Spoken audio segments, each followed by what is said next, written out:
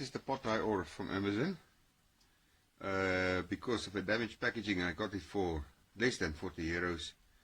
Now it's quite large, and we use it to sterilize the glassware when we do the bottling of fruit and stuff like that.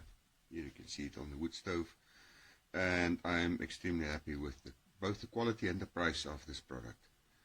I can recommend it, except the delivery of Amazon leaves a lot to be desired. This pot was abandoned on the street near a gas station, just abandoned by the delivery of Amazon.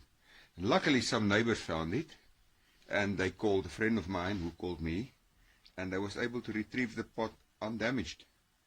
I don't know what happened to Amazon, but between my last order and this one, something seriously went wrong. I don't know how to report this, because in the app of Amazon it's impossible to report these kind of things.